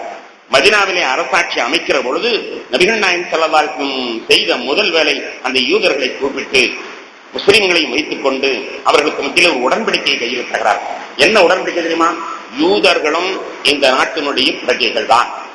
முஸ்லிம்களுக்கு என்ன உரிமை இருக்கிறதோ அதே உரிமை யூதர்களுக்கும் இருக்கிறது. இது முதல் நிபந்தனை. இரண்டாவது நிபந்தனை, ஒவ்வொருவருக்கும் அவரவர்களுடைய மதத்தின்படி நடப்பதற்கு பூரண உரிமை உண்டு. மூன்றாவது நிபந்தனை, யாரும் மத விஷயங்களிலே அடுத்தவர்கள் விஷயத்தில் தலையிடக்கூடாது. நாலாவது நிபந்தனை, இந்த நாட்டுக்கு ஆபத்து என்று வருகிற பொழுது நாம் மதத்தை தாண்டி எல்லாரும் ஒற்றுமையாக எதிர்க்க வேண்டும். பெருமானார் ஸல்லல்லாஹு அலைஹி வஸல்லம் ஒப்பந்தம், இன்ன யஹூத பனி அவ்ஃபின் உம்மத்தும் மஅல் முஃமினீன் லில் யஹூதி தீனுஹும் வலில் முஸ்லிமீன தீனுஹும் وإن بينهم النصر على من حارب أهل هذه الصحيفة وإن بينهم النصر والنصيحة والبر دون الإثم என்று 4 வரிகளை நபிகள் நாயகம் ஸல்லல்லாஹு அலைஹி வஸல்லம் சமர்ப்பித்திருக்கிறார். அப்பொழுது அந்த மத உரிமையை எப்படி நிலைநாட்டியிருக்கிறார்கள் என்பதை நாம் கண்டுகொள்ள முடியும். அனைவரும் சமம். அவரவர் மத கடமையில் நடக்க உரிமை உண்டு. அடுத்தவர் மத உரிமையில் யாரும் தலையிடக்கூடாது. நாட்டுக்கு ஆபத்து என்று வருகிற பொழுது எல்லோரும் சேர்ந்து கொள்ள வேண்டும். 4 வரிகள் அற்புதமாக பெருமானார் அங்கே கையெழுத்து வாங்கியிருக்கிறார்கள். அப்பொழுதே பெருமானார் ஸல்லல்லாஹு அலைஹி வஸல்லம் இந்த சாசனத்தின் அற்புதத்தை நம்மால் புரிந்து கொள்கிறோம். அதன் பிறகு அதே நிலையில்தான் இஸ்லாமியர்களுக்கு மற்றவர்களிடத்தில் உள்ள உரிமையை நிலைநாட்டுவதை இஸ்லாமிய நாடுகளில் மிகச் சிறப்பாக நாம் பெற்றுக் கொண்டிருக்கிறோம். ஹஜ்ரத் உமர் அல்லாஹ்வுடைய காலத்தில் நடந்த ஒரு செய்தி நமக்கு தெரியும். ஹஜ்ரத் உமர் இப்னு கத்தாப் ரலியல்லாஹு ஆட்சி காலத்தில் எகிப்துக்கு கவர்னராக அம்ர் இப்னு ஆஸ் ரலியல்லாஹு அன்ஹு அவர்கள் நியமிக்கப்பட்டிருந்தார்கள். அம்ர் இப்னு ஆஸ் ரலியல்லாஹு எகிப்தினுடைய கவர்னராக இருக்கிற பொழுது அந்த ஊரில் அலெக்சாண்டியா என்ற ஒரு எகிப்தில் உள்ள ஒரு நகரம் அலெக்சாண்டியா, அதுல சவுக் பஜார் என்று ஒரு முச்சந்தி, அந்த முச்சந்தியில ஈசா அலைஹிஸ்ஸலாத்து வஸ்ஸலாம் அவருடைய சிலை நிறுவப்பட்டிருந்தது. ஈசா அலைஹிஸ்ஸலாம் அவருடைய சிலை நிறுவப்பட்டிருந்தது. ஒரு நாள் அதனுடைய மூக்கை யாரை உடைத்து விட்டார். உடைத்தவுடன் பாவர்கள் எல்லாம் ஒன்று சேர்ந்து கவர்னர் இடத்தில் வந்து இப்படி எங்களுக்கு அநீதம் இழைக்கப்பட்டு விட்டது, நீதம் வழங்க வேண்டும் என்று மகஜர் கொடுக்கிறார். கவர்னர் அவர்கள் சரி நல்லது, என்ன செய்வோமோ அதை செய்வோம் என்று கூறுகிறார்கள். இல்லை இல்லை, யார் இதை செய்தார் என்று கண்டுபிடிக்க வேண்டும். அநேகமா முஸ்லிம்கள் செய்திருப்பார்கள், ஆனால் நாங்கள் முகமது நபி சிலையை நிறுவோம், அவருடைய மூக்கை உடைப்போம் என்று சொல்கிறார். முஸ்லிம்கள் இதை செய்திருப்பார்கள், ஆனால் முகமது நபி சிலையை நிறுவி மூக்கை உடைப்போம் என்றுதான் சொல்கிறார்கள். அப்போது கவர்னர் சொன்னார், உணர்ச்சிவசப்படாதீர்கள், குற்றவாளி யாரு என்பதை முதலில் நாம் கண்டுபிடிப்போம். அதன் பிறகு கண்டுபிடிக்காவிட்டால் ஒரு வாரத்தில் என்னுடைய மூக்கை நீங்கள் அறுத்துக் கொள்ளுங்கள் என்பதாக அம்ர் இப்னு ஆஸ் அவர்கள் சொல்கிறார். என்னுடைய மூக்கை அறுத்துக் கொள்ளுங்கள், ஒரு வாரத்தில் கண்டுபிடிக்கிறேன். தகவல் தொடர்பு எதுவும் இல்லாத, துப்பறியும் லாக்கத்தில் எதுவும் இல்லாத அந்த காலத்திலே உடனே அதற்கான தேடுகிறார்கள், கண்டுபிடிக்க முடியவில்லை. ஒரு வாரம் முடிந்தது. அவர்கள் மூக்கையை அறுக்க வேண்டிய தண்டனை அவர்களுக்கே விதிக்கிறார்கள். அவர்கள் மூக்கையை அறுக்க வேண்டிய தண்டனை, கவர்னருடைய மூக்கை அறுக்க வேண்டும், அறுக்குவதற்கான தண்டனை நிறைவேற்ற சொல்லி உத்தரவு போடுகிறார்கள். அந்த நேரத்தில் எங்கிருந்த ஒரு கிறிஸ்தவர் வருகிறார். வந்தவர் உடைந்த மூக்கின் பகுதியை எடுத்துக்கொண்டு வருகிறார். நான் தான் உடைத்தேன், கவர்னரை என்னை மன்னித்துக் கொள்ளுங்கள், நான் தான் உடைத்தேன், என்னை மன்னித்துக் கொள்ளுங்கள் என்று கிறிஸ்தவர் வருகிறார். நீங்கள் மூக்கை அறுக்க வேண்டாம், ஏனப்பா நீ உடைத்த என்று கேட்கும்போது, இந்த நாட்டில் எங்களுக்கு மர உரிமை இருக்கிறதா என்பதை சோதிப்பதற்காக உடைத்தேன். இந்த நாட்டில் எங்களுக்கு உரிமை இருக்கிறதா என்பதை சோதிப்பதற்காக வேண்டி, எங்களுடைய உணர்ச்சிகளை மதிக்கப்படுகிறதா என்று சோதிப்பதற்காக உடைத்தேன் என்று சொன்னதாக வரலாற்றை நாம் பார்க்கிறோம். அன்பான பெருமக்களே, மத உரிமைகளுக்கு இந்த இஸ்லாம் எந்த அளவுக்கு முன்னேற்றம் கொடுத்திருக்கிறது நீங்கள் வரலாற்றை புரட்டி பார்த்தீர்களே. ஆனால் அதற்கு பிறகு இஸ்லாம் எங்கெல்லாம் போய் ஆட்சி செய்ததோ அங்கெல்லாம் அங்க உள்ள மக்கள் இஸ்லாமியர்களை விரும்பி இருக்கிறார். இஸ்லாமியர்களை விரும்பி, உங்க ஆட்சி பரவாயில்ல, எங்க ஆளுங்க எங்களுக்கு அநியாயம் பண்றாங்க, ஆனா நீங்க பரவாயில்லை என்று மத உரிமையை இஸ்லாமிய ஆட்சியாளர்கள் மதித்தது வரலாறு பூர்வமாக நிரூபிக்கப்பட்டது. சிந்து நதி கரையிலே வந்த முகமது பின் காசிம் அவருடைய வரலாற்றை எல்லாம் பார்த்தோமே. ஆனால் இங்கே வந்து அவர் நீதியை நிலைநாட்டிய பொழுது அந்த மக்கள் இவரை திரும்ப செல்ல அனுமதிக்கவில்லை. நீங்கள் பரவாயில்லை, எங்களவர்கள் எங்களுக்கு அநியாயம் செய்கிறார்கள். அப்படி மத உரிமையிலே பெருமானார் ஸல்லல்லாஹு அலைஹி வஸல்லம் அவர்கள் ஏற்படுத்திய அந்த வெற்றி உலகமெல்லாம் பிரபலமாக இருக்கிறது. அதே போன்றே 4வது நிபந்தனை, பிற நாட்டுடன் சமூகமான உறவு வைத்துக் கொள்ள வேண்டும். பெருமானார் வைத்திருந்த 4வது நிபந்தனை, பிற நாட்டுடன் சுமூகமான உறவு நீக்கிக் கொள்ள வேண்டும். ஆனால் அதற்கு பெருமானாருக்கு வாய்ப்பு கிடைக்கிறது. ஏன் சுற்றி இருந்தவர்கள் எல்லாம் பெருமானாரை கருவறுப்பதற்காக வேண்டி படைக்கு மேல் படையெடுத்து சின்ன பின்னப்படுத்தத்தான் பார்த்தார்களே உடைய ஒருவர் கூட ஒத்துழைப்புக்கு தயாராக இல்லை. எனவே நபிகள் நாயகம் ஸல்லல்லாஹு அலைஹி வஸல்லம் அவர்கள் தன் விஷயத்தில் சுமூகமான உறவை வைத்துக் கொள்ள அவர்கள் முடிவு செய்தாலும் ஆனால் மக்கள் அதற்கு விடவில்லை. அதிலே அந்த ஒரு நிபந்தனை தான் பெருமானார் ஸல்லல்லாஹு அலைஹி வஸல்லம் அவர்கள் செயல்படுத்தினார்கள், மக்கள் அதற்கு செயல்படுத்த விடவில்லை. ஐந்தாவதாக கல்வி மேம்பாடு. கல்வியிலே மேம்பாடு காண வேண்டும், சமுதாயம் கல்வியிலே மேம்பாடு காண வேண்டும் என்பதில் பெருமானார் ஸல்லல்லாஹு அலைஹி வஸல்லம் எந்த அளவிற்கு வெற்றி அடைந்திருக்கிறார்கள் என்றால், பேராசிரியர் ஹெட்டி சொல்லுவார், நபித்துவம் வந்த காலத்திலே 18 பேருக்குத்தான் கையெழுத்து போட தெரியும். மக்காவிலே 18 பேருக்குத்தான் கையெழுத்து போட தெரியும். அதாவது ஒவ்வொருவருமே கவிஞர்கள், பிறவி கவிஞர்கள் போன்று அரபி இலக்கணத்தில் இலக்கியத்தில் வில்லர்கள். ஆனால் எழுத்து படி பயிற்சி இல்லாமல் இருந்தார்கள். 18 பேருக்கு தான் கையெழுத்து போட தெரிந்தது. ஆனால் பின்காலத்தில் என்ன ஆனது, ஐரோப்பியாவிலே கல்வி வருவதற்கு முன்னால் இஸ்லாமிய இளைஞர்கள் கல்வி பயில துவங்கிவிட்டார்கள். ஐரோப்பியர்கள் கல்வி பெறுவதற்கு முன்னால் இஸ்லாமிய இளைஞர்கள் ஸ்பெயினிலே கல்வி பெற துவங்கிவிட்டார்கள் என்று பேராசிரியர் ஹெட்டி சொல்கிறார். இஸ்லாமிய இளைஞர்கள் ஐரோப்பியர்களுக்கு முன்னாலே கல்வி பெய்து விட்டார்கள். அதனுடைய தூண்டுகோல் யார் என்றால் பெருமானார் ஸல்லல்லாஹு அலைஹி வஸல்லம். எப்படி என்றால், நபிகள் நாயகம் ஸல்லல்லாஹு அலைஹி வஸல்லம் அவர்கள் 1,24,000 சஹாபாக்களை ஹஜ்ஜத்துல் வதாவிலே காட்டியிருக்கிறார்கள். அத்தனை பேர்களும் கல்வி படித்தவர்கள், 100க்கு 100 கல்வி படித்தவர்களாக பெருமானார் மாற்றிவிட்டார். 1,24,000 சஹாபாக்களை பார்த்து சொன்னார்கள், பல்லிகு அன்னி வலவ் ஆயா. புகாரிலையும் மற்ற ஹதீஸிலையும் வருகிறது, என்னிடமிருந்து கேட்ட செய்திகளை அறிவிக்க உங்களுக்கு உத்தரவு தருகிறேன், நீங்கள் என்னிடமிருந்து கேட்ட செய்திகளை அறிவியுங்கள். அப்படி அறிவிக்க உத்தரவு கொடுக்கிற பொழுது என்ன தெரியுது என்றால், அத்தனை பேர்களையும் அறிஞராக்கி இருக்கிறார்கள் என்று தெரியும். பெருமானார் ஸல்லல்லாஹு அலைஹி வஸல்லம் அவர்கள் 1,24,000 பேர்களையும் எழுத படிக்க வைத்து விட்டார்கள். அது எப்படி வைத்தார்கள் என்பது வரலாற்றை பார்க்கிற பொழுது ஆச்சரியமாக இருக்கிறது. ஒரு நாள் ஹஜ்ரத் அபூபக்கர் ரலியல்லாஹு அன்ஹு அவர்கள் பிலால் இடத்துல வர்றாங்க. பிலாலே, எனக்கு ஒரு உதவி செய்யணும், நீங்க செய்வீங்களா? பிலாலே, எனக்கு ஒரு உதவி செய்யணும், நீங்க செய்வீங்களா? பிலால் இல்லாதன்னு சொல்றாங்க, நீங்க தான் எனக்கு வாழ்வழித்தீங்க, என்னை நாயா அடிச்சுக்கிட்டு இருந்தான் என் முதலாளி, அவன்கிட்ட காசை கொடுத்து மீட்டு எனக்கு சுதந்திரத்தை தந்த நீங்க சொன்னா நான் செய்ய மாட்டேனா? என்ன செய்யணும்? என் உயிரை கொடுக்க வேண்டுமா? என்ன செய்யணும் சொல்லுங்க. அபூபக்கர் ரலியல்லாஹு அவர்கள் ஒரு பேனா ஒன்றை கையில் எடுத்து கொடுத்தார். நீ எழுத படிக்க கற்றுக்கொள்ள வேண்டும், நீ எழுத படிக்க கற்றுக்கொள்ள வேண்டும், இதுதான் நான் வேண்டுகின்ற செய்தி என்று சொன்னவுடன் பிலால் அழுதுவிட்டார்.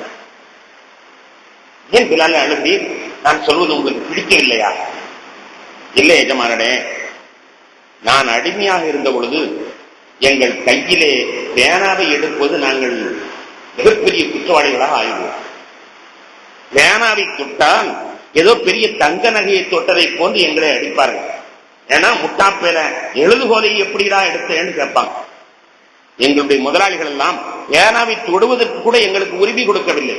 நாம் கேள்விப்பட்டிருக்கோமே, நல்ல கிளாஸ்ல தண்ணி குடிக்க கூடாது, பொது கிணறுல தண்ணீர் எடுக்கக்கூடாது என்றெல்லாம் தாழ்த்தப்பட்ட மக்களை சித்திரவதைப்படுத்துவார்கள் என்று நாம் கேள்விப்பட்டிருக்கிறோமே. அதற்கு முன்னால் உள்ள சரித்திரம் என்ன தெரியுமா? பேனாவை அடிமைகள் தொடக்கூடாது, பேனாவை தொடக்கூடாது என்று இருந்த என்னை இப்பொழுது பேனா பிடித்து எழுத கற்றுக்கொள்ளுங்கள் என்று சொல்கிறீர்களே.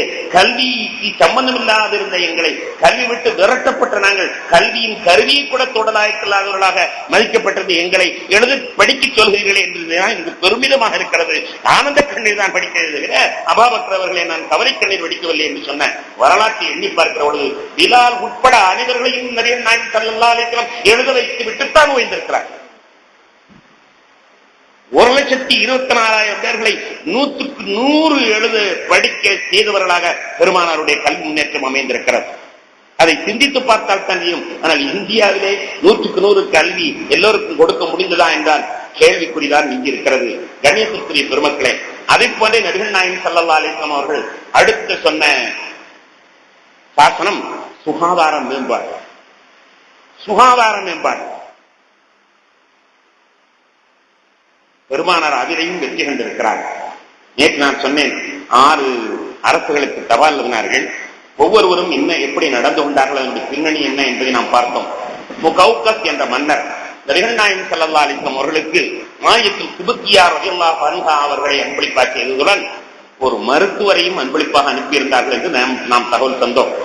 அந்த மருத்துவர் பெருமானிடத்தில் வந்தவுடன் நபிகள் நாயகம் ஸல்லல்லாஹு அலைஹி வஸல்லம் சொன்னார்கள், எங்கள் நாட்டில் மருத்துவருக்கு வேலை இல்லை, எங்கள் நாட்டில் மருத்துவருக்கு வேலை இல்லை, ஏனென்றால் நோக்காடு கிடையாது. வரலாற்றை நீங்கள் புரட்டி பார்க்க நோக்காடு கிடையாது. ஏனென்றால் பசிக்காமல் நாங்கள் உண்ணுவதில்லை, பசிக்கும் அளவே தவிர உண்ணுவதில்லை. 2 வரியை பெருமானார் நெருக்கென்று சொல்லியிருக்கார்கள். நாம் பின்பற்ற வேண்டிய ஒன்று, பசிக்காமல் உண்ணுவதில்லை, பசியின் அளவே தவிர உண்ணுவதில்லை. எனவே எங்கள் நாட்டிலே நோக்காடு கிடையாது. வைத்தியருடைய தேவையில்லை என்று திரும்பி அனுப்பிவிட்டார்கள். எப்பொழுதும் அன்பளிப்பை திரும்பி அனுப்புவது பெருமானாருடைய பழக்கம் இல்லை. என்ன அன்பளிப்பு கொடுத்தாலும் மறுக்க மாட்டார்கள். இதில் குறிப்பாக தலையணை, பால், வாசனை திரவியம். யாராவது அன்பளிப்பு கொடுத்தால் வேண்டாம் என்று சொல்லாதீர்கள் என்று தடையும் விதிப்பார்கள். அன்பளிப்புகள் என்னை ஒரு எலும்பு தூக்கி போடுகின்ற, நாய்க்கு தூக்கி போடக்கூடிய எலும்பை எடுத்து ஒருவர் சமைத்து வைத்திருந்தாலும் அவர் விருந்து கூப்பிட்டா நான் செல்லுவேன் என்று ஸல்லல்லாஹு அலைஹி வஸல்லம் சொல்வார்கள். அன்பளிப்பை மறுக்கிற பழக்கம் இல்லை. ஆனால் இங்கே அந்த வைத்தியரை திருப்பி அனுப்பிவிட்டார்கள், எனக்கு தேவையில்லை. ஏனென்றால் எங்கள் நாட்டில் நோக்காடு கிடையாது. நோக்காடு கிடையாது என்று அறிவித்த சமுதாயம் உலகத்தில் எங்காவது இருக்கிறதா? சுகாதார மேம்பாட்டில் பெருமானார் ஸல்லல்லாஹு அலைஹி வஸல்லம் அவர்கள் எவ்வளவு பெரிய வெற்றியை கண்டிருக்கிறார்கள் என்பதை நாம் எண்ணி பார்த்து கடமைப்பட்டிருக்கிறோம். கண்ணியத்திற்குரிய பெருமக்களே, அதை போன்ற பொருளாதார மேம்பாடு எவ்வளவு சிறப்பான பொருளாதார மேம்பாட்டை பெருமானார் அடைந்திருக்கிறார்கள் என்றால், புகாரிலே வருகிறது ஒரு ஹதீஸ். ஒரு சமயத்தில் நபிகள் நாயகம் ஸல்லல்லாஹு அலைஹி வஸல்லம் அவர்கள் நாட்டு மக்களுக்கெல்லாம் பொது அறிவிப்பு செய்கிறார்கள். உங்களில் யார் யாருக்கு பணம் தேவையோ, தேவை உள்ளவர்கள் இங்கே வெள்ளிக்காசுகள் கொட்டி கிடக்கின்றன, வேண்டிய அளவு அள்ளிக்கொண்டு செல்லுங்கள். நாட்டு மக்களுக்கெல்லாம் அறிவிப்பு செய்கிறார்கள். யாருக்கும் தேவை இருக்குமானால் தேவை உள்ள அளவு அள்ளிக்கொண்டு செல்லுங்கள் என்பதாக சொல்லுகிறார்கள். சொல்லி போது பல பேர் வருகிறார்கள். ஹஜ்ரத் அப்பாஸ் ரலியல்லாஹு அவர்கள் வருகிறார்கள். அப்பாஸ் பெருமானாருடைய பெரிய தந்தை அப்பாஸ் ரலியல்லாஹு அன்ஹு வருகிறார்கள். வந்தவர்கள் தன்னுடைய மேலங்கி கீழே விரித்துக் கொண்டு அந்த காசுகளை எல்லாம் அள்ளி போடுகிறார்கள். சில்லற காசு எவ்வளவு தூக்க முடியும்? சில்லற காசு கனமாக இருக்கும் அல்லவா? அதை கொஞ்சம் அண்ண உடனே தூக்க முடியும். உடனே முகம்மதே, யாராவது ஒரு ஆளை வர சொல்லுங்க, தூக்கிட்டு என் வீடு வரைக்கும். நபிகள் நாயகம் ஸல்லல்லாஹு அலைஹி வஸல்லம், உங்களுக்கு தேவையுள்ள அளவுதான் அள்ள வேண்டும், உங்களுக்கு எவ்வளவு தூக்கி செல்ல முடியுமோ அவ்வளவுதான் அள்ள வேண்டும் என்று நான் சொல்லியிருக்கிறேனே. சரி என்று கொஞ்சத்தை குறைத்தார். அதன் பிறகு தூக்கி போட்டார். அப்பவும் தூக்க முடியல. சரி, மற்றவங்களை வர சொல்ல வேண்டாம், நீங்க வாங்க, நீங்க என் தம்பி மகன் தானே, நீங்க வாங்க என்பதா பெருமானாரை கூப்பிடுகிறார்கள். கள்ளதாரத்தை சிரித்துக் கொண்டு நானும் வரமாட்டேன் என்று சொல்லிவிட்டார். அதன் பிறகு இன்னும் கொஞ்சத்தை தள்ளிவிட்டு தூக்க முடியாம அந்த மனிதர் வாசல் வரை செல்வதை பெருமானார் பார்த்து கொண்டே இருந்தார்கள். புகாரியில் அறிவிக்கிறார்கள். இது என்ன அறிவிக்க தெரியுமா? நாட்டு மக்கள் அத்தனை பேர்களுக்கும் உங்களுக்கு எவ்வளவு தேவையோ அதை பெற்றுக் கொள்ளுங்கள் என்று நாட்டு மக்கள் அத்தனை பேர்களையும் செல்வந்தர்களாக ஆக்கிய அரசு உலகத்தில் ஏதாவது இருக்கிறதா? 1400 ஆண்டுகளாக ஏதாவது அரசு தன் நாட்டு மக்கள் அத்தனை பேர்களும் தேவையான அளவு கொடுத்து விட்டேன், அவர்கள் அத்தனை பேர்களும் தேவையான அளவு பெற்று விட்டார்கள் என்று அறிவித்த ஒரு நாடாக இருக்கிறதா என்றால் நிச்சயமாக கண்மணி நாயகம் ஸல்லல்லாஹு அலைஹி வஸல்லம் தேவை யாருமே. பொருளாதாரத்தில் எவ்வளவு மேம்பாடு கண்டிருக்க வேண்டும், அள்ளி செல்லுங்கள் என்று சொல்கிறார்கள். அதே நிலைமையில் ஹஜ்ரத் உமர் அவருடைய காலத்திலே மக்களுக்கெல்லாம் அறிவிப்பு சொல்லப்படுகிறது, எவ்வளவு தேவையோ அள்ளி செல்லுங்கள். நாணயத்தை கொட்டி அள்ளி செல்ல சொல்லப்படுகிறது. இது ஏதோ கதையல்ல, நிஜம், வரலாறு சொல்லுகிற செய்தி. அப்படியானால் செல்வம் எந்த அளவிற்கு மெலிந்து போயிருக்கிறது, பொருளாதாரத்தில் எவ்வளவு மேம்பாடு கண்டிருக்கிறார்கள் என்பதை பார்க்க வேண்டும். உமர் இல்லாத வழியாக போவார்கள். பணங்காசுகள் கொட்டி கிடக்கும், மலை போன்று கொட்டி கிடக்கும். சொல்வார்கள், உர்ரி கைரி, உர்ரி கைரி, நீ ஏமாத்துறதுக்கு வேற ஆளப்பாரு, என்ன இந்த உமரை உன்னால ஏமாற்ற முடியாது, ஏமாத்துறதுக்கு வேற ஆளப்பாரு, என்னை ஏமாற்ற முடியாது என்று ஹஜ்ரத் உமர் ரலியல்லாஹு அன்ஹு அவர்கள் சொல்லுகிற செய்தியை நாம் எண்ணி பார்க்கிறோம். ஹக்கீம் இப்னு ஹிஸாம் என்று ஒருவருக்கு பெயர். நபிகள் நாயகம் ஸல்லல்லாஹு அலைஹி வஸல்லம் துணைவியார் ஹதீஜா ரலியல்லாஹுவுக்கு அவர் உதவு. ஹக்கீம் இப்னு ஹிஸாம் அவரிடத்திலே ஒரு நாள் பெருமானார் சொல்லி இருந்தார்கள், நீ யாரிடத்திலும் பிச்சை வாங்கக்கூடாது, யாசம் வாங்கக்கூடாது என்று சொல்லியிருந்தார்கள். அதிலிருந்து அவர் யாசம் வாங்குறது இல்லை. உமர் அல்லாஹ்வுடைய ஆட்சி காலத்துல ஹக்கீம் இப்னு ஹிஸாம் ரொம்பவும் பலவீனப்பட்டு இருக்கிறார். சரியான அளவிற்கு அவரிடத்துல பணம் இல்லை, தேவையாக இருக்கிறது. இது அறிந்த ஹஜ்ரத் உமர் அல்லாஹ் அவர்கள் தன்னுடைய கஜானாவில் இருந்து அவருக்கு உதவி தருகிறேன் என்று சொல்கிறார்கள். ஆனால் அவர், நான் வாங்க மாட்டேன், பெருமானார் யாரிடத்தில் பிச்சை வாங்கக்கூடாது என்று சொல்லியிருக்கிறார். இல்லை, நான் கஜானாவிலிருந்து தருகிறேன், மூத்த சஹாபாக்களுக்கு நிதியுதவி செய்வது எங்களுக்கு கடமை, அதனால் தருகிறேன், அதெல்லாம் வாங்க முடியாது என்று சொல்லிவிடுகிறார். கடைசியில் 2 மாதம் கழிந்தது, இன்னும் அவர் அதிகமான தேவையுடையவராக இருக்கிறார். அப்போதும் ஜனாதிபதி பணத்தை எடுத்துக்கொண்டு அவர் வீட்டுக்கு செல்கிறார்கள். வாங்கிக் கொள்ளுங்கள் தயவு செய்து. வாங்க மாட்டேன் என்று சொல்லிவிடுகிறார். அதன் பிறகு 2 மாதம் கழிந்தது. அதன் பிறகும் ஜனாதிபதி பணத்தோடு செல்கிறார்கள், வாங்க மாட்டேன் என்று சொல்றார். கடைசியில் அவர் மூத்தாகி விடுகிறார். மூத்தானுடன் ஹஜ்ரத் உமர் அவர்கள் உஸ்மான்லா போன்ற எல்லாத்தையும் கூப்பிடுகிறார்கள். ஹக்கீமுல் ஹிசாமுக்கு நான் அநியாயம் செய்து விடவில்லை, அவர் கஷ்டப்பட்டதை நான் பார்த்துக் கொண்டிருக்கவில்லை, அவருக்கு நான் உதவி செய்வதற்கு 2-3 தடவையாக நான் முயற்சி செய்தேன், அவர்தான் ஏற்றுக்கொள்ள மாட்டேன் என்று சொல்லிவிட்டார். நீங்கள் எல்லாம் அல்லாஹ்விடத்தில் சாட்சியாக இருக்க வேண்டும் இந்த செய்திக்கு என்பதாக சொல்கிறார். ஒரு ஜனாதிபதி மக்களுடைய தேவைகளுக்கு தேவையானதை கொண்டு போய் கொடுத்து வற்புறுத்துகிற ஒரு காட்சியை நாம் பார்த்திருக்கிறோம். ஆனால் பொருளாதாரத்தில் எவ்வளவு பெரிய மேம்பாடை கண்டிருக்கிறோம் என்பதை பார்க்கிறோம். கணியத்திற்குரியவர்களே, அதை போன்றே ராணுவத்திலும் ஒரு முழுமையை அடைய வேண்டும் என்று பெருமானாருடைய 8வது சாசனம். ராணுவத்திலும் ஒரு முழுமையான ராணுவ அமைப்பை பெற்றிருக்க வேண்டும். அந்நிய நாட்டவர்கள் நம் மீது போர் தொடுத்து விடாத அளவிற்கு நம்மிடத்திலே சரியான பாதுகாப்பான ராணுவம் இருக்க வேண்டும் என்றும் ஒரு சாசனத்தை எழுதியிருக்கிறார்கள். அருமை நாயகம் ஸல்லல்லாஹு அலைஹி வஸல்லம் அப்படிப்பட்ட ஒரு அற்புதமான ராணுவத்தை உருவாக்கி இருந்தார்கள். ஒரு சமயத்திலே மதீனாவிலே திடீரென்று இரவு நேரத்தில் எல்லாம் பதறிக்கொண்டிருக்கிறார்கள். இரவு நேரத்தில் எல்லாருமே பதறிக்கொண்டிருக்கிறார்கள். பெருமானார் ஸல்லல்லாஹு அலைஹி வஸல்லம் கண்பிடித்து வந்தார்கள். என்ன, யாரோ படையெடுப்பு வர்றதாக ஒரு வதந்தி, படையெடுப்பு வருவதாக ஒரு வதந்தி. நபிகள் நாயகம் ஸல்லல்லாஹு அலைஹி வஸல்லம் அவர்கள், நீங்கள் ஒன்றும் கவலைப்பட வேண்டாம், இருங்கள் என்று சொல்லிவிட்டு தனியாக ஒரு குதிரையிலே புறப்படுகிறார்கள். நண்பர்கள் வந்து யாரோ சொல்ல, நீங்க போக வேண்டாம், நாங்க பார்த்தோம், நீங்க போக வேண்டாம், இல்லை இல்லை இருங்க என்று சொல்லிவிட்டு தனியாக பெருமானார் ஸல்லல்லாஹு அலைஹி வஸல்லம் குதிரையில் ஏறி புறப்படுகிறார்கள். புறப்பட்டு மதீனாவுடைய சுற்றி எல்லை வரை சுற்றி வந்து விட்டு, ஒன்றுமே இல்லை, பயப்படாதீர்கள், நிம்மதியாக போய் தூங்குங்கள் என்று கண்மணி நாயகம் ஸல்லல்லாஹு அலைஹி வஸல்லம் அறிவித்ததாக நாம் வரலாற்றை பார்க்கிறோம். பெருமானார் தன்னந்தனியாக சென்று வேவு பார்த்துவிட்டு முழுமையான பாதுகாப்புடன் இருக்கிறீர்கள், நீங்கள் கவலைப்படாதீர்கள் என்று சொன்னார்கள் என்றால் நபிகள் நாயகம் ஸல்லல்லாஹு அலைஹி வஸல்லம் அவர்கள் மக்களுக்கு எவ்வளவு பெரிய பாதுகாப்பை வழங்கி இருக்கிறார்கள் என்பதை நாம் எண்ணி பார்க்க கடமைப்பட்டிருக்கிறோம்.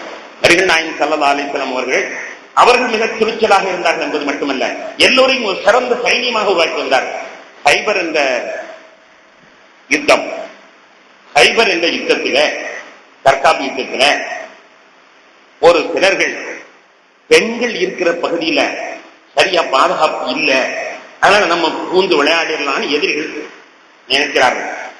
பெண்கள் இருக்கிற பகுதியில சரியான பாதுகாப்பு இல்லை, அதனால நம்ம உள்ள பூந்தரலான்னு எதிரிகள் கங்கணம் கட்டி கொண்டு உள்ள நுழைவதற்கான ஏற்பாடு செய்கிறார்கள். அப்பொழுது அங்கு இருந்த சஃபியா ரலியல்லாஹு அன்ஹா அவர்கள் எதிரி எப்படியோ உள்ளே ஒற்று சிவவு பார்க்க வருகிறான் என்பதை தெரிந்து கொண்டு அங்கே உடனே ஒருவருடைய தலையை வெட்டி அந்த தலையை வீசி எறிகிறார். தலையை வெட்டி அந்த எதிரிகள் இருக்கக்கூடிய இடத்தை நோக்கி வீசி எறிகிறார். அப்படியே அவர்கள் பயந்து போயிட்டார்கள்.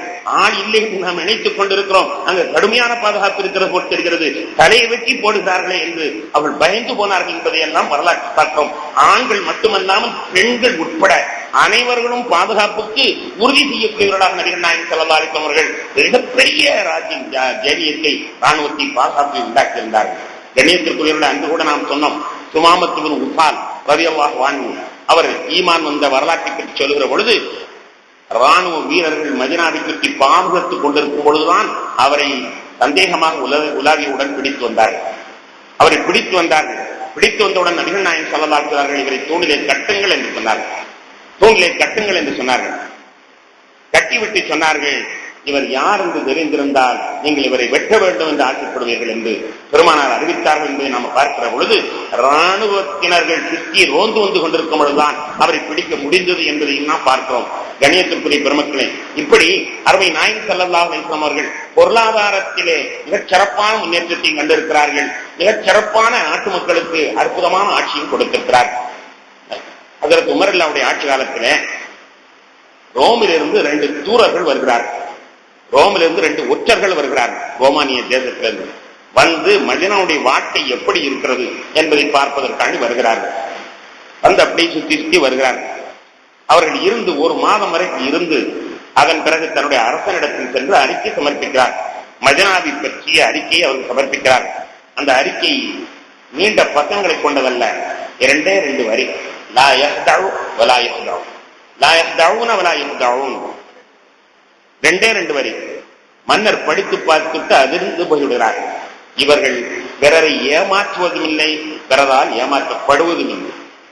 மதீனாவாசிகளை பற்றி அவர்கள் எழுதிய ரிப்போர்ட் ரெண்டே ரெண்டு வரிகள் தான். லா யஹ்தஊன வலா யுஹ்தஊன. ஏமாற்றவும் செய்யவில்லை, வேற யாரும் அவர்கள் ஏமாற்றவும் முடியவில்லை. சொன்ன உடனேயே அந்த மன்னர் ரோமானிய பேரரசு சொன்னார், நீ சொல்வது உண்மையானால் அவர் நான் கால் வைத்திருக்கின்ற காலடியும் கைப்பற்றக்கூடிய காலம் நெருங்கிவிட்டது என்று சொல்கிறார். நான் கால் வைத்திருக்கக்கூடிய காலடியும் கைப்பற்றக்கூடிய காலம் நெருங்கிவிட்டது, இவர் சொல்வது உண்மையானால் என்று கூறுகிறார். அப்படியானால் பெருமானார் ஸல்லல்லாஹு அலைஹி வஸல்லம் அவர்கள் எப்படிப்பட்ட ஒரு சுகாதாரமான சமுதாயத்தை உருவாக்கி சென்றிருக்கிறார்கள் என்று பார்க்கிற பொழுது, தானும் ஏமாற மாட்டார்கள், பிறரை ஏமாற்றவும் மாட்டார்கள். நாணயமும் நல்லொழுக்கமும் உள்ள சுகாதாரமிக்க கல்வி முன்னேற்றம் கண்ட ஒரு பெரிய அற்புதமான சாம்ராஜ்யத்தை பெருமானார் உருவாக்கி காட்டிவிட்டு சென்றிருக்கிறார்கள். அற்புதமான அந்த இஸ்லாமிய சாம்ராஜ்யம் அதனுடைய முழுமையான சட்டங்களை கடைபிடிக்குமானால் உலகத்தில் வேதனை என்பதே வந்திருக்காது, துன்பம் என்பதே நேரிட்டு இருக்காது, எல்லோரும் சிறப்பாக வாழ்ந்திருக்கலாம். ஆனால் ஏதோ அல்லாஹ்வுடைய நாட்டம் அந்த ஆட்சி இடையில் எங்கெங்கோ கொஞ்சம் நடப்பதாகவும் கொஞ்சம் நடப்பதை கொண்டு பேர் பண்ணி கொண்டுதான் நடக்கிறது தவிர முழுமையான பெருமானாருடைய அரசியல் அமைப்பின்படி நடக்கக்கூடிய ஆட்சியை பார்ப்பது அரிதாக இருக்கிறது. அல்லாஹ் தஆலா அருமை நாயகம் ஸல்லல்லாஹு அலைஹி வஸல்லம் அவர்களை தலைவராக பெற்றுவிட்ட நாம் எவ்வளவு பெரிய பேரறிஞரை நாம் பெற்றிருக்கிறோம். இன்றைய காலத்தில் அரசியல் சாசனத்திற்கு எத்தனை நிபந்தனைகளை விதிக்கிறார்கள், ஆனால் ஒன்றையுமே வெற்றி காண முடியவில்லையே. கண்மணி நாயகம் ஸல்லல்லாஹு அலைஹி வஸல்லம் வெற்றி கண்டுவிட்டு வெற்றி காணுவதற்கான வழியையும் சொல்லிவிட்டு சென்றிருக்கிறார்கள். நாம் அரசாங்கமாக இல்லையானாலும் நாம் இந்த குடும்பத்திலே இந்த ஐக்கியங்களை இப்படிப்பட்ட திட்டங்களை நாம் வைத்து குடும்பத்திலே வெற்றி அடைவதற்கு, சிறிய தொழில் நிறுவனத்திலே வெற்றி அடைவதற்கு நாம் முயற்சி செய்வோமையானால் நிச்சயமா அல்லாஹ் தஆலா மிகப்பெரிய பாக்கியத்தை தந்தருள் புரிவான். ஆகிரு தஅவானா அல்ஹம்துலில்லாஹி ரப்பில் ஆலமீன். பிஸ்மில்லாஹிர் ரஹ்மானிர் ரஹீம். اللهم صل على سيدنا مولانا محمد وعلى ال سيدنا مولانا محمد وبارك وسلم عليه. ربنا تقبل منا انك انت السميع العليم وتب علينا انك انت التواب الرحيم. وصلى الله تعالى وسلم على خير خلقه سيدنا محمد وآله وصحبه اجمعين. الحمد لله. صلى الله